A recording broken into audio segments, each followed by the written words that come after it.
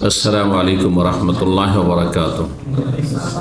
إن الحمد لله نحمده ونستعينه ونستغفره ونعوذ بالله من شرور أنفسنا ومن سيئات أعمالنا. من يهده الله فلا مضل له ومن يضلل فلا هادي له. وأشهد أن لا إله إلا الله وحده لا شريك له وأشهد أن محمدا عبده ورسوله صلى الله تعالى عليه وعلى آله وصحبه وسلم تسليما كثيرا. يا أيها الذين آمنوا اتقوا الله حق تقاته ولا تموتن إلا وأنتم مسلمون. يا أيها الناس اتقوا ربكم الذي خلقكم من نفس واحدة وخلق منها زوجها وبث منهما رجالا كثيرا ونساء واتقوا الله الذي تساءلون به والأرحام إن الله كان عليكم رقيبا. يا أيها الذين آمنوا اتقوا الله وقولوا قولا سديدا يصلح لكم أعمالكم ويغفر لكم ذنوبكم ومن يطع الله ورسوله فقد فاز فوزا عظيما. أما بعد فأعوذ بالله من الشيطان الرجيم واتقوا النار التي أعدت للكافرين. সম্মানিত ভাতৃমণ্ডলী, আল্লাহ রাব্বুল আলামিনের প্রশংসা এবং প্রিয় নবী সাল্লাল্লাহু আলাইহি ওয়াসাল্লামের উপর সালাত ও সালামের পর আজ 8ই জিলকাদা 1445 হিজরি মোতাবেক 16 মে 2024 আমাদের ধারাবাহিক সাপ্তাহিক বিষয়ভিত্তিক আলোচনার বিষয়বস্তু হচ্ছে জাহান্নাম এবং জাহান্নামী, যে ধারাবাহিক চলে আসছে তার আজকে পর্ব নম্বর 7। আজকের বিষয়বস্তু হচ্ছে জাহান্নাম থেকে মুক্তির উপায় বা জাহান্নাম থেকে রক্ষা পাওয়ার উপায়। কি করলে, কি কাজ করলে, কেমন আপনার জীবনযাপন হলে জাহান্নামের আগুন থেকে আপনি মুক্তি লাভ করবেন, নাজাত পাবেন। এটা প্রতিটি মুসলিমের জীবনে সবচেয়ে বড় মুখ্য উদ্দেশ্য হওয়া উচিত, যে আগে জাহান্নামের আগুন থেকে বাঁচতে হবে, তাহলে জান্নাত। জাহান্নামের আগুন থেকে বাঁচতে না পারলে জান্নাত পাওয়া যাবে না। এই জন্য রব্বুল আলামিন যেখানে মানুষের মৃত্যুর কথা বর্ণনা করেছেন, কুল্লু নাফসিন যায়কাতুল মউত সুম্মা তুওয়াফাউনা উজুরাকুম ইয়াউমাল কিয়ামা সুম্মা তুওয়াফাউনা উজুরাকুম ইয়াউমাল কিয়ামা, তারপর কিয়ামতের দিনে তোমাদেরকে পুরাপুরি প্রতিদান দেওয়া হবে। তারপর আল্লাহ বলছে ফামান যুহজিহা আনিন নার, আর তারপর যাকে জাহান্নাম থেকে রক্ষা করা হবে, জাহান্নাম থেকে মুক্তি দেওয়া হবে। ওয়াউদখিলাল জান্নাহ, আর জান্নাতে তাকে দাখিল করা হবে, জান্নাতে দেওয়া হবে। এ কথা পরে আল্লাহ বলছেন, আগে জাহান্নাম থেকে যাকে মুক্তি দেওয়া হবে আল্লাহ বলছেন ফামান যুহজিহা আনিন নার। এই জন্য প্রতিটি মুসলিমের জীবনের মুখ্য উদ্দেশ্য, 1 নম্বর উদ্দেশ্য, জাহান্নামের আযাব থেকে, আগুনের শাস্তি থেকে বাঁচতে হবে। আল্লাহ আমাদেরকে যেন জাহান্নামের আযাব থেকে রক্ষা করে। আল্লাহুম্মা আজিরনা মিনান নার, আল্লাহুম্মা আজিরনা মিনান নার, আল্লাহুম্মা আজিরনা মিনান নার। জাহান্নাম থেকে রক্ষার 10টি উপায় নিয়ে আজকে আলোচনা করব। এমনিতে কোরআন এবং হাদিসের আলোকে অনেক উপায় আছে, আর এই উপায়গুলির দুটো ভাগ আছে। একটা হচ্ছে কিছু উপায় আছে, কিছু মাধ্যম আছে যেগুলি ফরজ, করতেই হবে, নাহলে জাহান্নামের আযাব থেকে বাঁচতে পারবেন না। আর কিছু আছে ফরজ ওয়াজিব কমপ্লিট করার পরে যেগুলো সুন্নত নফল, সেগুলি করলেও জাহান্নাম থেকে রক্ষা পেতে আপনি সাহায্য পাবেন, সাপোর্ট হবে। কিন্তু এই 2 রকমের জাহান্নাম থেকে রক্ষার উপায়ের মধ্যে যদি আপনার মধ্যে ওই সুন্নত নফলগুলি থাকে, যেসব সুন্নত নফল ভালো কাজ দিয়ে জাহান্নাম থেকে রক্ষা পাওয়া যায় বলে কোরআন হাদিসে বলা হয়েছে, কিন্তু সেই কাজগুলি সুন্নাত নফল, ফরজ নয়। আর আপনার মধ্যে ফরজ কাজগুলি, ফরজ গুণগুলি নেই। জাহান্নাম থেকে মুক্তি লাভের জন্য যে ফরজ কাজগুলি বাধ্যতামূলক করতে হবে, আর হারাম থেকে জাহান্নামে যাওয়ার যে কারণগুলি, সেগুলি থেকে বাঁচতে হবে। এই জন্য আগামী পর্বের আলোচনা থাকবে জাহান্নামে যাওয়ার কারণ, জাহান্নামে যাওয়ার কারণ, স্থায়ী জাহান্নামী হওয়ার কারণ আর অস্থায়ী জাহান্নামী হওয়ার কারণ। ইনশাআল্লাহ তাআলা আরও ধারাবাহিক 2-3টি আলোচনা দিয়ে কমপ্লিট হবে। তো জাহান্নাম থেকে রক্ষা পাওয়ার জন্য 2 রকমের যে আপনার কার্যক্রম রয়েছে, আমল রয়েছে, তার মধ্যে একরকম হচ্ছে যেগুলো অবশ্যই করণীয়, না করলে জাহান্নাম থেকে বাঁচতে পারবেন না, সেগুলি অবশ্যই থাকতে হবে। সেগুলিতে বড় ধরনের ঘাটতি, সেগুলি নাই, আর আপনি নফল সুন্নত দিয়ে জান্নাত যাওয়ার আশা করছে, জাহান্নাম থেকে রক্ষা পাওয়ার চেষ্টা করছে, এটা হবে না। যেমন সৌদি আরবে থাকতে চাইছেন, এই উদাহরণটা আপনারা খুব সহজে বুঝতে পারবেন, কারণ এর সাথে পেটের সম্পর্ক, পকেটের সম্পর্ক, গোটা পরিবারের ভরণ পোষণের সম্পর্ক। সেই জন্য এইটা কিন্তু দুনিয়ার মুখ্য বিষয়, যে আগে দুটো খেয়ে দিয়ে বাঁচতে হবে। বাঁচানো পরে, কিন্তু আগে বাঁচতে হবে নিজে খেয়ে দিয়ে। যার ফলে এই উদাহরণটি খুব সহজে বুঝবেন। সৌদি আরবে থাকার জন্য কিছু কাজ আছে, যেই কাজগুলি বাধ্যতামূলক করতে হবে নাকি, আর কিছু কাজ আছে সেগুলি করলে আপনি খুব ভালোভাবে থাকতে পারবেন। আপনি খুব ভালোভাবে থাকতে পারবেন, সসম্মানে থাকতে পারবেন, ভালো কাজে থাকতে পারবেন, খুব ভালো অবস্থায় থাকতে পারবেন, এসে রুমে অবস্থান করতে পারবেন, রৌদ্রে ছোটাছুটি করতে হবে না, বেশি কষ্ট করতে হবে না। এখন আপনি যদি ওই দ্বিতীয় প্রকারের কাজগুলি করেন, সৌদি আরবে ভালো অবস্থানে থাকার জন্য কিছু কাজ আছে করেন, সেগুলি করলেন, কিন্তু সৌদি আরবে থাকার জন্য যেগুলো জরুরি কাজ সেগুলি করলেন না, তাহলে কি আপনার ভাত হবে সৌদি আরবে? বেতন আসবে? সকাল থেকে 8 ঘন্টা ডিউটি, আসল ডিউটিটা করলেন না আপনি, এটা ফরজ। আর আপনি ভাবছেন যে আমি একটু মালিকের তোষামুদ করে, আর ওই যতগুলো ম্যানেজার আছে সেগুলির পেছনে পেছনে ঘুরে, আর সেগুলিকে সন্তুষ্ট রেখে, তাদের কিছু পারিবারিক কাজ করে দিয়ে, তাদের বিভিন্ন রকমের যে কাজগুলি আছে, যে কাজগুলি আমি করে দিতে পারি, সাথে আমি সময় দিয়ে, তা দিয়ে আমি কোম্পানিতে টিকতে পারবো? পারবেন না? পারবেন না। আপনাকে আসল ডিউটি ঠিক রাখতে হবে। তাহলে আসুন এখন জাহান্নাম থেকে মুক্তি লাভের জন্য যে 10টি উপায় আজকে বলবো। 1 নম্বর হচ্ছে এহসানুল আমল। যে কোনো কাজ করবেন সুন্দরভাবে করবেন। প্রথম কথা, কাজ করতে হবে, কর্মহীন হইলে হবে না। পরকালে মুক্তি পাওয়ার জন্য, জাহান্নাম থেকে মুক্তি পাওয়ার জন্য কাজ করতে হবে, জান্নাত লাভের জন্য কাজ করতে হবে। কাজটা ভালো কোয়ালিটির হইতে হবে, ভালো কোয়ালিটির কাজ হইতে হবে। শুধু কাজ হইলে হবে না, সুন্দর করে কাজ করা। এই এহসান শব্দটি কোরআন এবং হাদিসে বিভিন্ন ক্ষেত্রে এসছে। আল্লাহর হকের ক্ষেত্রে এহসান এসছে, বাবা মায়ের হকের ক্ষেত্রে এহসান এসছে, আমাদের চারপাশে যারা বসকারী, কাছের লোক, দূরের লোক, যারাই বসবাস করে তাদের সাথে এহসান বা হোসনের কথা এসছে। ওয়াকুলু লিন্নাস হোসনা, প্রতিটি মানুষের সাথে ভালো কথা বলা। হোসন থেকে এহসান, হাসিনুন থেকে। ইন্নাল্লাহ কাতাবাল এহসান আলা কুল্লি শাই, আল্লাহ ফরজ করেছেন এহসান। এহসান করা ফরজ করেছেন প্রত্যেক বস্তুর ক্ষেত্রে। এহসানের এই জন্য এত ব্যাপক অর্থপূর্ণ শব্দ যে বাংলায় কয়েকটি শব্দ দিয়ে আমরা তার ভাব প্রকাশ করি। এহসান মানে হচ্ছে ভালো কাজ করা, আহসান ইহসান, এহসান হোসন থেকে, সৌন্দর্যকে হোসন বলা হয়। এহসান মানে হচ্ছে সদাচরণ, সদ্ব্যবহার। এহসান মানে হচ্ছে নিষ্ঠার সাথে কাজ করা, এই জন্য মোহসেন মানে নিষ্ঠাবান, আন্তরিকতার সাথে যে কাজ করে। যে অন্তর লাগিয়ে মন লাগিয়ে কাজ করে তার কাজের কোয়ালিটি ভালো হবে না। যে যত বেশি মন লাগিয়ে কাজ, নিষ্ঠার সাথে কাজ করবে, সে আপনার দুনিয়ার কাজ হোক আর দিনের কাজ হোক, মসজিদের মধ্যে কাজ হোক আর মসজিদের বাইরে কাজ হোক, দুনিয়াদারি হোক অথবা দিনদারি ধার্মিকতা হোক, সুন্দরভাবে যে নিষ্ঠার সাথে যে কাজ করবে তার কাজের কোয়ালিটি বলতে হবে না যে কত সুন্দর হবে। আমাদের জান্নাত পাওয়ার উপায় হচ্ছে ঈমান এবং সৎ আমল, তাই না? কত আয়াত, ইন্নাল্লাযিনা আমানু ওয়া আমিলুস সালিহাত, আল্লাহ বলেছে।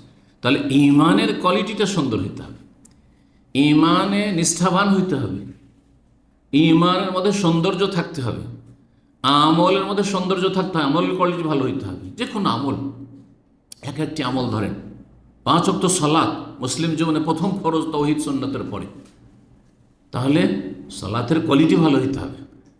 তার আগে আপনার ইমানের কোয়ালিটি ভালো হতে হবে। আজকাল অধিকাংশ মুসলিম যারা ইমানের দাবিদার, যারা ইমানের ধার ধারে না, কোনো চিন্তাই করে না, তাদের কথা তো বাদ দেন, কিন্তু যারা ইমানের দোহাই দেয়, ইসলামের দোহাই দেয়, ইসলামের কাজ করেও, তাদের অধিকাংশের ইমানের কোয়ালিটি এত দুর্বল, কচুর পাতার পানির মতো।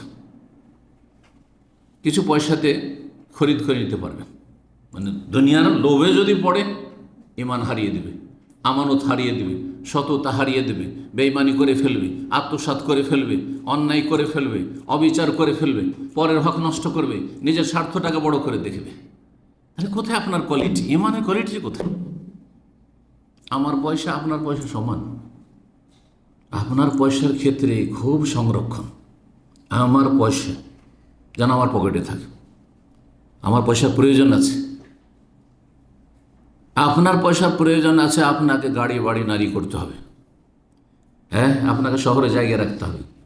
যার টাকা পয়সা আপনি নিয়ে রেখেছেন, যার সাথে আদান প্রদান করছেন, তার প্রয়োজন নাই, সে ফেরেশতা। তাহলে আপনার ইমানের কোয়ালিটি কেমন? দুইজনে ব্যবসা করতে গিয়ে আপনার মোটেই লস হয় না, যেহেতু ক্যাশ আপনার হাতে, হিসাব নিকাশ আপনার হাতে, হ্যাঁ, সব কিছু দেখাশোনা করছেন আপনি। আর যে বেচারা সশরীরে থাকতে পারে না, সে টাকা পয়সা দিয়েছে আপনাকে বিশ্বস্ত মনে করি, তার শুধু লসই লস, লসই লস। এগুলো আমাদের দ্বীনী ভাইদের ইমানের কোয়ালিটির অবস্থা, আমানতের কোয়ালিটির অবস্থা। তাহলে অত সোজা জান্নাত নয়। আম হাসিবতুম আন তাদখুলুল জান্নাহ, আল্লাহ বলছেন ধারণা করেছে এত সহজ জান্নাত, এত সহজ জান্নাত। আম হাসিবতুম আন তাদখুলুল জান্নাহ, এত সহজ জান্নাত নয়। কিন্তু সহজ করার জন্য সেই পথের পথিক হইতে হবে। এমন কঠিনও না, কিন্তু আপনি সেদিকে যাওয়ার চেষ্টা করছেন না। আপনার ইমানের কোয়ালিটি কেন এত ডাউন? আপনার আমলের কোয়ালিটি কেন এত ডাউন? নামাজ পড়ছেন, আপনার বডি নামাজ পড়ছে, আপনার অন্তর দিয়ে, আপনি নিষ্ঠার সাথে কেন নামাজ পড়ছেন না? আপনি রোজা রাখছেন, শুধু পানাহার থেকে বিরত থাকছেন, কিন্তু বিভিন্ন পাপে জড়িয়ে থাকছেন। আপনি রোজার যে উদ্দেশ্য সেটা কেন আপনার মধ্যে আসছে না? জাকাত দিচ্ছেন, কিন্তু সেই ইখলাসের সাথে কেন দিচ্ছেন না? নিষ্ঠার সাথে কেন দিচ্ছেন না? আল্লাহর সাথে আপনার সদাচরণটা কতটুকু? এহসানুল আমল, আমলের ক্ষেত্রে এহসান। আল্লাহর সাথে কেমন আচরণ, পিতামাতার সাথে কেমন আচরণ, ছেলে মেয়েদের সাথে কেমন আচরণ? এক ছেলে বিদেশে থাকে আর সে টাকা পাঠাইতে থাকে, আর বাকি ছেলেরা বাপের হোটেলে সেখানে বসে বসে খায়, আর বাপের ইনকাম না থাকলে ওই ভাইয়ের যে প্রবাস থেকে পাঠাচ্ছে তার টাকা পয়সা ভোগ করে খেতে থাকে। আর তারপরে জমি জায়গায় বাপ মার নামে করে দিল, কারণ আমাদের দেশে বলে এটাই কথা, এটাই ধর্মকর্ম তাদের, তাদের ইসলামের ধার ধারে, ইসলামী শিক্ষার ধার ধারে না, যে ছেলেরা যা ইনকাম করবে বাপ মা যাদের বেঁচে আছে তাদের নামে সব কিছু করতে হবে, সব গেল তার নামে। আর তারপরে তখন ভাগযোগ করে যে একটা টাকা সংসারে দেয়নি তাকে সমানভাবে ভাগ করে দিলেন। কোথায় পেলেন এটা? তাহলে আপনার আমলে ইসলাম কোথায়? আপনার আমলের কোয়ালিটিতে এহসান কোথায়? কি ভালাই করলেন আপনি আপনার ছেলেমেয়ের সাথে, হ্যাঁ, যে পাবে না তাকে দিলেন আপনি, আর যার পুরো সম্পদ তার সাথে অবিচার করলেন, দুর্ব্যবহার করলেন আপনি। এটি জান্নাত পাওয়া যাবে? এত সহজ নয়। আল্লাহকে ভয় করুন, আল্লাহকে ভয় করুন। জান্নাত যদি পেতে হয় আর জাহান্নাম থেকে বাঁচতে হয়, আল্লাহ যেন বুঝার তৌফিক দান করে। এহসানের কথা বলছিলাম। কোরআনে কারিমে দুটো আয়াত রয়েছে, যে দুটো আয়াতে আমল অর্থাৎ কর্ম, আমল মানে কি?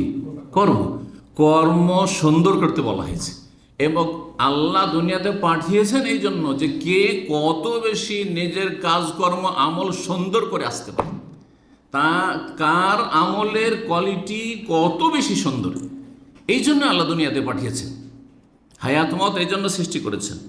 সূরা কাহফের আয়াত নম্বর 7 আল্লাহ বলছে ইন্না জাআলনা মা আলাল আরদি জিনাতাল্লাহ, ইন্না জাআলনা মা আল আরদি, ভূপৃষ্ঠে যা কিছু, এই মানে জমিনে পৃথিবীতে যা কিছু আমি সৃষ্টি করেছি, জিনাতাল্লাহ, পৃথিবীর শোভা সৌন্দর্য, হ্যাঁ, গাড়ি বাড়ি ধন সম্পদ যা কিছু জমিনে দেখছেন বিচরণ করছে, হ্যাঁ, বাগ বাগান জমি জায়গা ফসল পানি, হ্যাঁ, টাকা পয়সা রিয়াল ডলার, এগুলো জিনা, পৃথিবীর জিনাতুল হায়াতি দুনিয়া। অন্য আয়াতে বলছেন পার্থিব জীবনের শোভা সৌন্দর্য, ভূপৃষ্ঠের শোভা সৌন্দর্য। লেনাউলু আহম, মানব জাতিকে পরীক্ষা করার জন্য, আইয়ুহুম আহসানু আমালা, কে সবচাইতে বেশি সুন্দর আমল করে আসছে, বেশি সুন্দর, বেশি পরিমাণ আমল নিয়ে আসতে আল্লাহ বলেননি, সুন্দর আমল নিয়ে কে বেশি আসতে পারছে, কার আমলের কোয়ালিটি কত সুন্দর। ইবাদত বন্দেগী থেকে শুরু করি, আখলাক আমলের ক্ষেত্রে, ব্যবসা বাণিজ্যের ক্ষেত্রে, মানুষের সাথে চলাফেরার ক্ষেত্রে, আদান প্রদানের ক্ষেত্রে, সমস্ত ক্ষেত্রে, আল্লাহর হকের ক্ষেত্রে, মানুষের হকের ক্ষেত্রে আহসান আমালা কে হইতে পারছে, কে বেশি ভালো কোয়ালিটির কাজ করে আসতে পারছে। সূরা মুলকের আয়াত নম্বর 2, তাবারাকাল্লাযী বিয়াদিহিল মুলকু ওয়া হুয়া আলা কুল্লি শাইইন কাদির, আয়াত নম্বর 1। তারপরে আল্লাযী খালাকাল মাউতা ওয়াল হায়াত, আল্লাহ সেই সত্তা যিনি মরণ এবং জীবন মানুষের সৃষ্টি করেছেন। আল্লাহ তো নাও সৃষ্টি করতে পারতেন, সেটার নামই মরণ, যে আমাদের অস্তিত্ব থাকতো না, শুধু মরণই থাকতো, মানে পৃথিবীতে কোনো মানুষ আল্লাহ পাঠাতেন না। অথবা হায়াত সারা জীবন দিয়ে রেখে দিতেন, আল্লাহ সেটাও করতে পারতেন, যে একবারে জন্মে গেল দুনিয়া তার মরল না, সেটাও তো করতে পারতেন। কিন্তু হায়াত মত, কেন হায়াত মত, কেন আমাদের মরণ আল্লাহ রাব্বুল আলামিন বিধিবদ্ধ করেছেন? লিয়াবলুয়াকুম, তোমাদের পরীক্ষা করার জন্য, সেখানেও লিনাবলুয়াহুম আর এখানে লিয়াবলু, তোমাদের পরীক্ষা করার জন্য। আইয়ুকুম আহসানু আমালা, তোমাদের কে বেশি সুন্দর আমল করে আসতে পারছে, আমলের কোয়ালিটিটা সুন্দর হইতে হবে।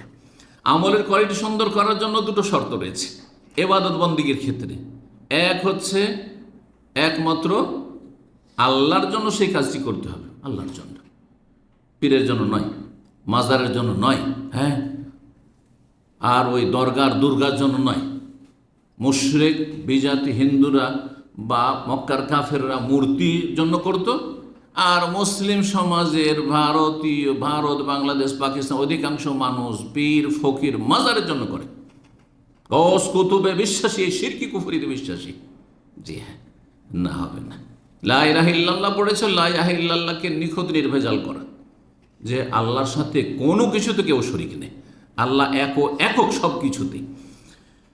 এই প্রথম শর্ত তৌহিদ ও ইখলাস, আর দ্বিতীয় শর্ত হচ্ছে রাসূলুল্লাহ সাল্লাল্লাহু আলাইহি ওয়াসাল্লামের তরিকে কাজটি হইতে হবে। কাজ আল্লাহর জন্য, আর কার তরিকায়? রাসূলুল্লাহ সাল্লাল্লাহু আলাইহি ওয়াসাল্লামের তরিকায়। তার তরিকার সামনে নিয়ে আসলে হবে না। আমাদের মজাবে কি আছে, আমাদের পীর মাশায়েখ বুজুর্গানিদিন কি বলছেন, আমাদের দেশের আলেম ওলামারা কি বলছেন, এটা তো সৌদি আরবের আমল, এটা আমাদের দেশের আলেম ওলামারা কি বলছেন, তারা এত বড় বড় আলেম, এই কথা বললে গেলেন আপনি ফেল। জাহান্নাম থেকে রক্ষা পাওয়া যাবে না। জাহান্নাম থেকে মুক্তি পেতে হলে এহসান থাকতে হবে, আর এহসানের জন্য দুটো শর্ত রয়েছে। নবী সাল্লাল্লাহু আলাইহি ওয়াসাল্লাম একটি হাদিস সহিহুল জামেতে রয়েছে, আল্লামা আলবানী হাদিসটিকে হাসান বলেছেন। ইন্নাল্লাহ ইউহিব্বু, আল্লাহ ভালোবাসেন, এজা আমেলা আহাদুকুম আমালান, তোমাদের যে কোনো মানুষ যে কোনো আমল করে, আপনি দুনিয়ার ডিউটি করেন, হ্যাঁ, ব্যবসা করেন, হ্যাঁ, আর আপনি সংসারের কাজ করেন, হ্যাঁ, স্ত্রী কিচেনের কাজ করছে আপনার, হ্যাঁ, মহিলারা বাড়ির সংসারের কাজ করছে, আর পুরুষরা ঘরের বাইরে কাজ করছে, অথবা আপনি ইবাদত বন্দেগী করেন, এই যে আমেলা আমল, যে কোনো কর্ম করবেন, আপনি আমল করবেন। কি পছন্দ করেন, আল্লাহ ভালোবাসেন? আইয়ুতকিনাহু, কাজটা যেন সুন্দর সুষ্ঠুভাবে করে, সুন্দর কোয়ালিটির হয়। ইতকান, যেটাকে উর্দু ভাষায় ঠোস কাজ বলা হয়, কাজটা যেন ওই রকম হয় কাজ। সুতরাং পাকশাক করবেন, পাকশাকের দায়িত্ব আছেন, আপনি পাকশাকটা সুন্দর করুন। একজন মহিলা মানুষ, আপনি বিয়ে করেছেন, তাহলে পরিবারকে ভালো অবস্থায় রাখুন, আপনি ছোটাছুটি করুন রোজি করার জন্য। কিন্তু কিছু আছে এত অলস, নবাবের এলসে শুনেছেন না? নবাবরা নাকি এক যুগে অলস পুষত, এরা শুধু ঘুমিয়ে থাকতো, আর রাজ দরবারে তাদের ফিরি খাওয়া দিত, চোখ বন্ধ করে খেয়ে নিত, আবার শুয়ে যেত, শুধু শুয়ে থাকবে, কর্মহীন এরা, কাজ করতে চাইলে। কি জন্য পুরুষ হয়েছেন আপনি? ভালো কাজ করতে হবে। দুনিয়ার ক্ষেত্রে যখন কাজ করেন, ভালো করে কাজ করবেন। কোম্পানিতে আপনি দায়িত্ব নিয়েছেন এই কাজ করব, আর কাজ আপনি ভালো করে করেন, আপনি ঠকামি করছেন, এটা চলবে না। আপনি যেখানে আছেন, মসজিদে এসছেন, আপনি ইবাদত বন্দেগীতে ইউতকিনাহু, সুন্দর করে সালাতটি আদায় করেন, ফরজ সুন্নাত সালাত করে সুন্দর করে আদায় করেন, ইবাদত বন্দেগী সুন্দর করুন, আখলাক চরিত্র সুন্দর করুন, আল্লাহ এটা পছন্দ করেন। 2 নম্বর উপায় হচ্ছে জাহান্নাম থেকে মুক্তি লাভের। মুসলিম দের মাঝে জামাতবদ্ধ জীবনযাপন করা। জামাতবদ্ধ জীবনযাপন করা কথাটি আমাদের দেশে যারা বিশেষ করে সংগঠন করে তারাও বলে আর আমরাও বলি, কিন্তু আমরা যেটি কোরআন সুন্নাহর ব্যাখ্যা সাহাবাই কেরাম থেকে চলে আসে সেটি বলি। আর যারা যেই দল করে, এক দেশে যদি 2-4-10টা যদি সংগঠন থাকে, সব বলে আমাদের সংগঠন। জামাতবদ্ধ জিন্দেগি মানে জামাত ইসলামী, সবগুলি বেদাতি জামাতিগুলো, জামাত ইসলামী তবলিগ বলে আমাদের জামাতে থাকা, এটা হচ্ছে জামাতবদ্ধ জীবন। হ্যাঁ, আর তবলিগ জামাত, এই যে আপনি চিল্লা যাচ্ছেন, আপনি এই জামাতবদ্ধ জীবন। হ্যাঁ, আর সহি আকীদার নাম দিয়ে যেসব সংগঠনগুলি হয়েছে, দুনিয়ার বিভিন্ন স্বার্থের কারণে তাদের ভাঙন ধরেছে, সবাই নিজের নিজের দলের দিকে ডাকে আর বলে এইটাই হচ্ছে জামাতবদ্ধ জীবন। তো ফাটল কেন ধরাইলেন রে ভাই? এটা জামাতবদ্ধ জীবন কেমন করে হলো? তাই একবার চেষ্টা করেন, নিজের স্বার্থ কিছুটা কমিয়ে নিয়ে আসেন, আর তারপরে আপনি কিছুটা এগিয়ে আসেন, আর তারাও কিছু এগিয়ে আসুক, আর তারপরে একটা সেন্টার পয়েন্টে এসে এক হয়ে যান। কেন এই দ্বন্দ্ব? দুনিয়ার স্বার্থ কেন? আমার কোনো স্বার্থ থাকবে না, আমাকে পদ দেন না দেন আমি আছি, কারণ আমার আকীদা এক আপনাদের সাথে, আমার মানহাজ এক, আদর্শ এক, আমার ইবাদত বন্দেগীর তরিকা এক, দলিল আমাদের ওহী। সুতরাং ইখতিলাফ যখন নেই, তাহলে আবার এই ভাঙন কেন? কিন্তু না, আমাদেরকে পদ দিতে হবে, ওরা বলছে আমাদেরকে দিতে হবে। আপনারা যদি সভাপতি হন তো আমাদেরকে সেক্রেটারি দিতে হবে, না হইলে ঐক্য হবে না, তাহলে তো কাজ হবে না। আমাকে আপনি ইসলামের খেদমতে পাবেন, কিন্তু আমাকে একটা কোনো পদ দিতে হবে, অথবা দুনিয়ার কোনো স্বার্থ থাকতে হবে। না না, গেলেন আপনি, তাহলে কোয়ালিটি ভালো নেই, 1 নম্বরে কেটে গেছেন আপনি। জামাতবদ্ধ জীবনযাপন করা, জামাতবদ্ধ জীবনযাপন করার সঠিক অর্থ কি? একটি অর্থ শোনেন। একটি হচ্ছে মুসলিম জামাত, অর্থাৎ আজকাল পৃথিবীতে ওই খেলাফতের আমলের মতো আবু বকর, উমর, ওসমান, আলীর মতো একটি ইসলামিক স্টেট নেই, বহু মুসলিম দেশ আছে, তাই না? যেই দেশে বসবাস করছেন আপনি, সেই দেশে মুসলিম শাসক আপনার। হ্যাঁ, সুতরাং সেই দেশের ঐক্য বহাল রাখবেন, অর্থাৎ শাসকদের বিরুদ্ধে বিদ্রোহ করবেন না, জঙ্গিবাদে জড়াবেন না, আপনি নাশকতামূলক দেশে কাজ করবেন না, এমনকি অমুসলিম দেশেও বসবাস যদি করেন নাশকতামূলক কাজ করবেন না, জঙ্গি তৎপরতা আপনার মধ্যে না থাকে, ভিতর ভিতর আপনি দেশকে সর্বনাশ করছেন আপনি, এমন কাজ না করেন, বরং দেশে গঠনমূলক কাজ করবেন। আর শাসকরা জনগণের হিতাকাঙ্ক্ষী হবে, শাসকরা যারা পদস্থ ব্যক্তি তারা জনগণের হিতাকাঙ্ক্ষী দরদি হবে, আর জনগণ যারা কর্মকর্তা যে কোনো স্তর হোক না তাদের হিতাকাঙ্ক্ষী হবে। আর দিন নাসিহা, আর নাসিহার ক্ষেত্রে সহিহ মুসলিম হাদিস বলে একটি পয়েন্ট হচ্ছে ওয়ালি আইম্মাতুল মুসলিমিন, মুসলিম শাসকদের জন্য আপনি হিতাকাঙ্ক্ষী হবেন। ওয়া আম্মাত, মুসলিম জনগণের জন্য, শেষ পয়েন্টে বলছেন মুসলিম জনগণের জন্য হিতাকাঙ্ক্ষী হবেন। তাহলে দেশের ঐক্য বহাল রাখতে হবে। কিন্তু বেদাতি ধ্যান ধারণা কি জানেন? আমাদের ঐক্য গড়ে তুলতে হবে, এই কথা বেদাতিরা বলে। জানেন, আজকালকার ঐক্য হচ্ছে সরকার বিরোধী ঐক্য, সরকার পতন ঘটাইতে হবে। হ্যাঁ, সরকার এই করতে হবে, হ্যাঁ এমন মিছিল করব, এমন বিক্ষোভ করব যে সরকার যাতে করে নতজানু হয়ে যায়, হ্যাঁ এই সরকারের পতন ঘটে। এগুলো ইসলাম শিখায় না, এগুলো ইহুদি নাসাররা শিখিয়েছে, তাদের মানবরচিত বিধানে শিখিয়েছে, তাদের এই গণতন্ত্রের কুফরি মতবাদে শিখিয়েছে। যখন এক কুফরিতে ঢুকেছেন তো এক পাক বহু পাপে ডুবিয়ে দিয়েছে মানব জাতিকে। কিন্তু ইসলামের জামাতুল মুসলিম, লজুম ও জামাতুল মুসলিমিন, মুসলিম জামাতের ঐক্য বহাল রাখা মানে দেশের বৃহৎ স্বার্থে শাসকদের হিতাকাঙ্ক্ষী জনগণ, জনগণের হিতাকাঙ্ক্ষী হবে শাসক। একজন অপরজনের কল্যাণ কামনা করবে, কেউ অনিষ্ট কামনা করবে না, যাতে করে দেশ এগিয়ে যেতে পারে, মুসলিমরা এগিয়ে যেতে পারে। রব্বুল আলামিন সঠিক বুঝ দান করেন, তৌফিক দান করেন। এটি হচ্ছে জামাতুল মুসলিমের ঐক্য।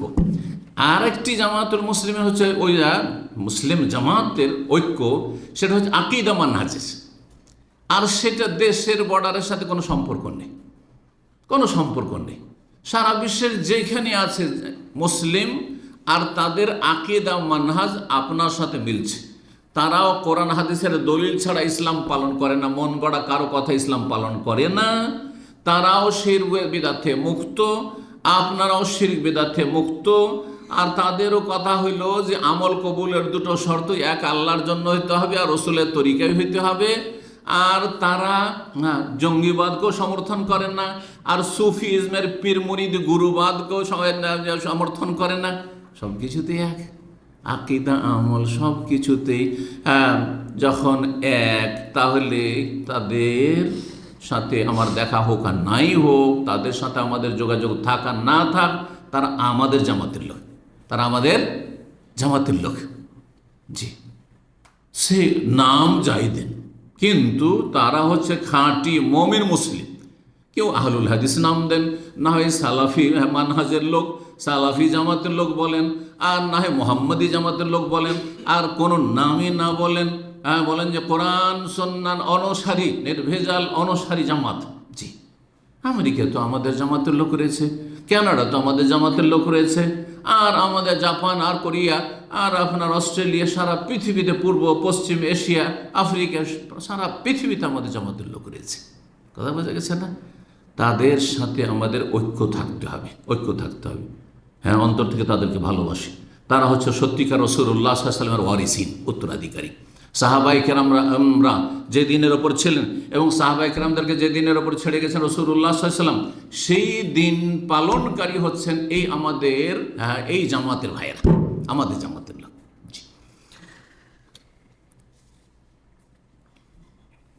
জামাতবদ্ধ জীবন যাপন, নবী সাল্লাল্লাহু আলাইহি ওয়াসাল্লাম বলেছেন যে আমার উম্মত কয় ভাগে বিভক্ত হবে? ইহুদিরা ৭১ ভাগে বিভক্ত হয়েছে, খ্রিস্টানরা ৭২ ভাগে বিভক্ত হয়েছে, আর আমার উম্মত ৭৩ ভাগে। তার মধ্যে জান্নাতে যাবে কয়টি? একটি, আর বাকি ৭২টি জাহান্নামে যাবে, ৭২টি জাহান্নামে যাবে। তাহলে কোন জামাত জান্নাতি, জাহান্নাম থেকে মুক্তি পাবে, ওই জামাতের অনুসারী হইতে হবে, ওই জামাতে শামিল হইতে হবে। নবী সাল্লাল্লাহু আলাইহি সাল্লামের এই হাদিস আবু দাউদে রয়েছে।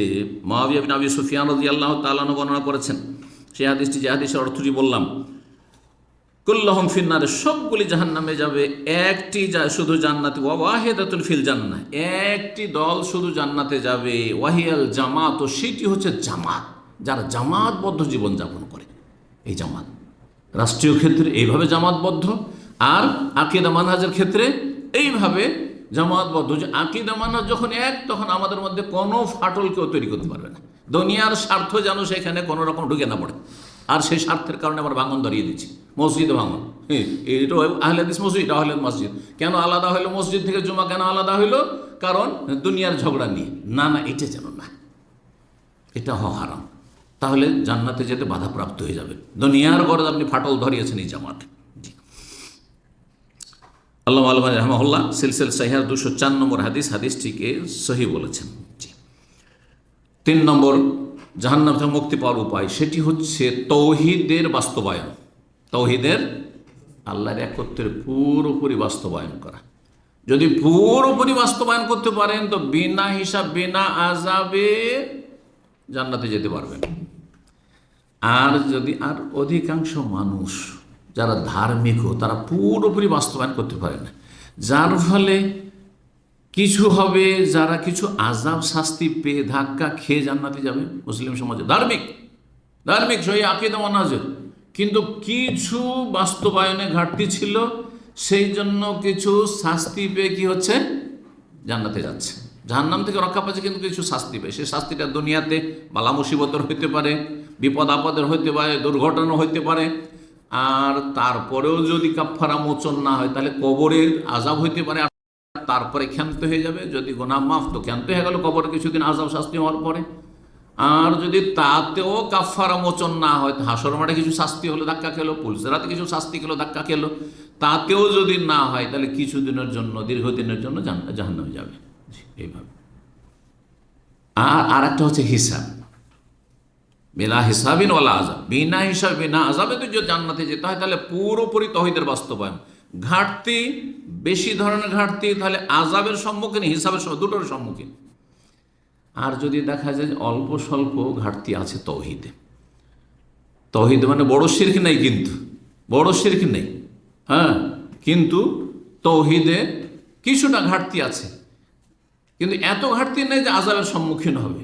আযাবও আল্লাহ দেননি, কারণ দৈনিক মাফ হয়ে গেছে, এত ভালো আমল করেছে যে দৈনিক মাফ হয়ে গেছে, ছোটোখাটো সাগীরা গুনাহ হয়েছে, দৈনিক মাফ হয়ে গেছে, তাহলে হিসাবের সম্মুখীন হবে, হিসাবের সম্মুখীন হবে। তাহলে এক শ্রেণীর লোক হিসাব আযাব দুটোই হইল আর জান্নাত গেল, আর এক শ্রেণীর জান্নাতি যারা জাহান্নাম থেকে বাঁচলো তারা হয়তো আযাবের সম্মুখীন হলো না, কিন্তু হিসাবের সম্মুখীন হইল, হিসাব নিকাশ, তুমি এরকম করেছো, তুমি এরকম করেছো, তুমি এরকম করেছো, আল্লাহ হিসাব নেবেন।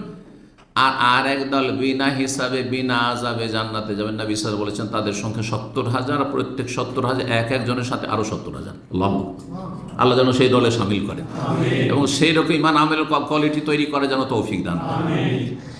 আর এক দল যেটা বিনা হিসাবে জাহান্নাম, কি বিনা হিসাবে জাহান্নাম, ওর হিসাবই হয় না। ফালা নুকিমু লাহুম ইয়াওমাল কিয়ামাতি ওয়াজনা, যারা কাফের মুশরিক, বড় শিরক করে মরেছে, আল্লাহ ছাড়া অন্যকে মাজারে সেজদা করে মেরেছে, মাজারে জবাই করেছে খাসি মোরগ, যে খাসি মোরগ জবাই করলে চাদর চড়াইলে রুজিতে বরকত হবে, ছেলে পাবো। সুতরাং বিনা হিসাবে জাহান্নাম, চিরস্থায়ী জাহান্নাম। তো তৌহিদের বাস্তবায়ন, তৌহিদের ফুল বাস্তবায়ন কি দেখেন। তৌহিদ পরিপন্থী বিষয় বড় শিরক, ছোট শিরক, বড় কুফরি, ছোট কুফরি, বড় মুনাফিকি, ছোট মুনাফিকি, কয়টা বললাম? 6টা হয়ে গেছে। কিন্তু আর যে কোনো গুনাহ, এমন কোন মানুষ আছে গুনাহ করেন না? তাহলে অধিকাংশ মানুষ পুরোপুরি তৌহিদের বাস্তবায়ন করতে পারে না। আকীদা ঠিক আছে, 5 ওয়াক্ত আর ফরজ ওয়াজিব সব ঠিক আছে, কাবিরা গুনাহ থেকে বেঁচে আছে, কিন্তু সাগীরা গুনাহ বেশি হয়ে যাচ্ছে। সাগীরা গুনাহ অল্প স্বল্প নয় যে দিনে 1-2 সাগীরা হইল, সাগীরা মেলা হয়ে গেল। আর আজকাল এই ফিতনার যুগে, ইন্টারনেটের যুগে কাবিরা গুনাহ হচ্ছে। তাহলে এই কাবিরা গুনাহ কেন হচ্ছে? আপনি এই গুনাহগুলি মানুষের সামনে করতে পারতেন না, আর আল্লাহ সব কিছু জানছেন, আলিমুন খবর রাখছেন, সামিউন শুনছেন, হ্যাঁ বাসীরুন দেখছেন, তার সামনে কি করে করছেন? উদাহরণ আপনাদের সামনে আছে, কিছু গুনাহ আছে, কিছু দৃশ্য আছে, কিছু কাজ আছে স্ত্রীর সামনে করতে পারছেন না, আপনার স্ত্রী স্বামীর সামনে করতে পারছেন না, বাপ ভাইয়ের সামনে করতে পারছেন না, হ্যাঁ কারো সামনে, সাথী বন্ধুর সামনে করতে পারছেন না, কিন্তু আপনি একা একা করছেন, গুনাহ না? তাহলে আপনার তৌহিদে ঘাটতি আছে, তৌহিদের পুরোপুরি বাস্তবায়নে ঘাটতি আছে, যে রবের চাইতে এরা বেশি তোমার কাছে মূল্যবান হয়ে গেল, যে এদেরকে লজ্জা করো আর রবকে লজ্জা করো না। হ্যাঁ, রবের সামনে রবকে জানিয়ে তুমি এই গুনাহগুলিতে অপরাধে লিপ্ত হচ্ছ, আর মানুষ থেকে লুকাচ্ছ তুমি। আপনি কারো সাথে নাজায়েজ কল করছেন, আপনার স্ত্রী বলছে কেন এতক্ষণ ধরে এঙ্গেজ কেন ছিল, যে প্রবাসে আছেন আপনারা, এতক্ষণ কেন তোমার টেলিফোন বিজি, হ্যাঁ লাইন পাচ্ছি না। বলছে আরে বলিও না, ওই একজন কল দিয়েছিল, ও আমার বন্ধু। হ্যাঁ, কিন্তু আপনি আসলে নাজায়েজ কোনো মহিলার সাথে কথা বলছেন, লুকাচ্ছেন আপনার স্ত্রী থেকে। এই স্ত্রীর ভয় বেশি, কিন্তু রবের ভয় হলো না আপনার। এইটা হচ্ছে আপনার তৌহিদের বাস্তবায়ন ঘাটতি। এইরকম অবস্থা অধিকাংশ লোকের, অধিকাংশ ধার্মিকদের, যার ফলে আযাবের সম্মুখীন হবে, আর না হলে হিসাবের মুখোমুখি হবে, তারপরে জান্নাত হবে। আর যদি এই দুটোতেও সামিল না হইতে পারেন, বিনা হিসাবেও হইল না, বিনা আযাবে হইল না, আর হিসাব নিয়েও জান্নাত পাওয়া গেল না, আর আযাব দিয়েও জান্নাত পাওয়া গেল, তাহলে কি হইতে হবে? জাহান্নামী হইতে হবে নিশ্চিত। আল্লাহ রাব্বুল সঠিক বুঝ দান করুন। তৌহিদের পুরোপুরি বাস্তবায়ন করলে পুরোপুরি জান্নাত, বিনা হিসাব, বিনা আযাবে। একটি হাদিস শুধু সহিহ বুখারী 125 নম্বর শোনায়। মুআয ইবনে জাবাল রাদিয়াল্লাহু তাআলা হাদিস খুব শুনেছেন আপনারা। নবী সাল্লাল্লাহু আলাইহি ওয়াসাল্লামের বাহনের পেছনে বসেছিলেন, বলছেন ইয়া মুআয, হে মুআয, লাব্বাইক ইয়া রাসূলুল্লাহ, হাজির ইয়া রাসূলুল্লাহ, ওয়া সাদিক ইয়া মুআয, 3 বার করে ডাকছেন, লাব্বাইক ইয়া রাসূলুল্লাহ, ইয়া মুআয শোনো। কেন বারবার করে ডাকছেন? যাতে করে মনোযোগী হয়, বারবার কেউ বলছেন, তাহলে কানটাকে একবার খাড়া করে আছে শোনার জন্য, প্রস্তুতি আছে কি বলবেন রাসূলুল্লাহ সাল্লাল্লাহু আলাইহি ওয়াসাল্লাম। বলছেন নবী সাল্লাল্লাহু আলাইহি ওয়াসাল্লাম, মা মিন আহাদিন ইয়াশহাদু আল্লা ইলাহা ইল্লাল্লাহু ওয়া আন্না মুহাম্মাদার রাসূলুল্লাহ, কোন ব্যক্তি যদি সাক্ষ্য প্রদান করে যে আল্লাহ ছাড়া কোনো সত্য মাবুদ নেই, আমার মাবুদ একমাত্র আল্লাহ, আর মুহাম্মদ সাল্লাল্লাহু আলাইহি ওয়াসাল্লাম আল্লাহর রসুল, সুতরাং ইবাদত একমাত্র আল্লাহর করব, আর তরিকা একমাত্র ধরব রাসূলুল্লাহ সাল্লাল্লাহু আলাইহি ওয়াসাল্লামের, সিদকাম মিন কালবিহি, অন্তরের সততার সাথে। এই যে সিদকাম মিন কালবিহি, অন্তরের সততার সাথে, যেই ব্যক্তির মধ্যে অন্তরের সততা থাকবে পূর্ণ মাত্রায়, সেই ব্যক্তি পাপে লিপ্ত হবে না। হ্যাঁ, যেমনই পাপের দিকে শয়তান মনটা নিয়ে যাবে, সাথে সাথে সে থমকে দাঁড়াবে, সাথে সাথে থেমে যাবে। ইল্লা হারামাহুল্লাহ, তাকে আল্লাহ জাহান্নামের উপর হারাম করেছেন। কালো ইয়া রাসূলুল্লাহ, কালো ইয়া রাসূলুল্লাহ, মুআজ বলছে, হে আল্লাহ রাসূল, আফালা উখবিরু বিহিন নাস ফায়াস্তাবশিরু, তাহলে মানুষকে জানিয়ে দিই, হ্যাঁ, মদিনার অলিতে গলিতে গিয়ে সবাইকে জানিয়ে দিই, তারা খুশি হবে এই সুসংবাদটি পেয়ে, যে যদি তৌহিদের বাস্তবায়ন করতে পারি আর রসুলের তরিকায় চলতে পারি পুরোপুরি অন্তরা সততার সাথে, তাহলে জাহান্নাম হারাম। কালা, নবী সাল্লাল্লাহু আলাইহি ওয়াসাল্লাম বললেন যে না, এখন বলিও না, কারণ যদি এখন শুনে নাই তাহলে কি এজান ইয়াত্তাকিলু, এই ফজিলতের ওপর ভরসা করে কর্মে ঢিলা হয়ে যাবে, আমলে যে তৎপর হয়েছিল আমলে কি হয়ে যাবে, অলস হয়ে যাবে। কিন্তু মুআজ রাদিয়াল্লাহু তাআলা হাদিস তো লুকিয়ে রাখতে পারছেন না, যেন ইন্তেকালের পূর্ব মুহূর্তে গুনাহ থেকে বাঁচার জন্য ইলম লুকানোর, গোপন করার কবিরা গুনাহ যে রয়েছে, আল্লাহ সূরা বাকারা বলেছেন কি আয়াতে, সেই গুনাহ থেকে বাঁচার জন্য জানিয়ে দিয়েছেন, নবী সাল্লাল্লাহু আলাইহি ওয়াসাল্লাম এই কথা বলেছেন। কিন্তু এই কথা যারা ইমানদার ধার্মিক এই হাদিস শোনাবেন, কিন্তু ফাসেক ফাজের, যার 5 ওয়াক্ত সালাতই ঠিক নেই, হ্যাঁ, যার ফরজ রোজাই ঠিক নেই, যার যে ঠিক করে জাকাত দেয় না, যে বিভিন্ন গুনাহে জড়িয়ে আছে, তাকে যদি এই হাদিসগুলি শোনান, তার সাথে শাস্তিরও হাদিস শোনাইতে হবে, শাস্তিরও হাদিস শোনাই, ব্যালেন্সটা তাহলে ঠিক থাকবে।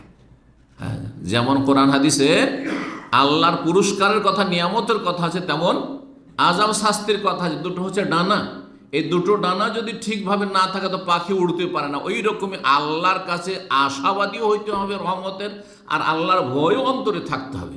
ভয় বেশি হয়ে গেলে নিরাশ হয়ে যাবেন, আত্মহত্যা করে ফেলবেন, যে বেঁচে লাভ কি, জাহান্নামে যেতে হবে, হ্যাঁ, আমার জীবনটাই বেকার হয়ে গেল, আল্লাহ মাফ করবেন না। না, আল্লাহ মাফ করবেন, যত গুনাহ হয়ে গেছে অতীতে আল্লাহ মাফ করবেন, আশা করতে হবে। রব্বুল আলামিন আমাদেরকে যেন তৌহিদের পুরোপুরি বাস্তবায়নে তৌফিক দান করেন। 4 নম্বর, জাহান্নামের আযাব থেকে রক্ষা পাওয়ার উপায় হচ্ছে পুরোপুরি শিরক মুক্ত হইতে হবে, পুরোপুরি শিরক মুক্ত হইতে হবে। ইতিবাচকটা বললাম তৌহিদের বাস্তবায়ন, আর নেতিবাচক হচ্ছে, আর কালেমা তাইয়্যিবাদের দুটোই আছে, পজিটিভ আছে আর নেগেটিভ আছে। আগে নেগেটিভ না আগে পজিটিভ? লা ইলাহা আগে আছে, তারপরে ইল্লাল্লাহ। লা ইলাহা এসব নেই, দরগা দুর্গা নেই, গাছের পূজা নেই, সূর্য চন্দ্রের পূজা নেই, তারকার পূজা নেই, সৃষ্টির পূজা নেই, হ্যাঁ, জীবিত মৃতের পূজা নেই, কেউ দিতে পারে না, কেউ সৃষ্টিকর্তার নাই, সুতরাং কেউ হায়াত মতের মালিক না, কেউ ভালো মন্দের মালিক না। জি, লা ইলাহা ইল্লাল্লাহ। জি, আগে ক্লিন করতে হয়, আগে পরিষ্কার করতে হয়, তারপরে সাজাইতে হয়, পরিষ্কার করতে হয়, তারপরে সাজাতে হয়। এই যে ক্লাসরুমটাকে সাজানো হয়েছে, হ্যাঁ, চেয়ার টেবিল দিয়ে, তো যদি ময়লা আবর্জনা পড়েই থাকতো, পড়ে আছে, ক্লিনটা পরে করবো। ক্লিনার যদি বলতো ক্লিন পরে করবো, আগে চেয়ারগুলো বিছিয়ে নিয়ে, টেবিলটা সাজিয়ে নিয়ে, আর এই ক্যামেরা ট্যামেরা সব লাগিয়ে নিই, তারপরে ক্লিন করব। তো ওকে বলতো যে জ্ঞানী না বোকা বলতেন?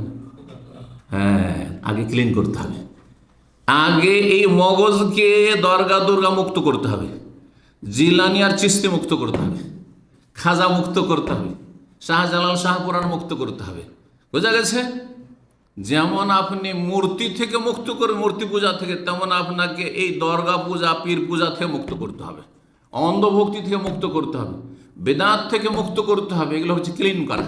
আর তারপরে তখন সাজাবেন তৌহিদ সুন্নত দিয়ে, তখন আপনার মগজকে সাজাবেন আপনি। জি, তো শিরক মুক্ত হলে যে আল্লাহ জান্নাত অবধারিত করবেন এবং জাহান্নাম হারাম করবেন, এই মর্মে আয়াত শুনে আপনাদেরকে সূরা মায়েদার আয়াত নম্বর 72 থেকে 74 আল্লাহ বলছেন, লাকাদ কাফারাল্লাযীনা ক্বালু ইন্নাল্লাহাল মাসীহু ইবনু মারইয়াম।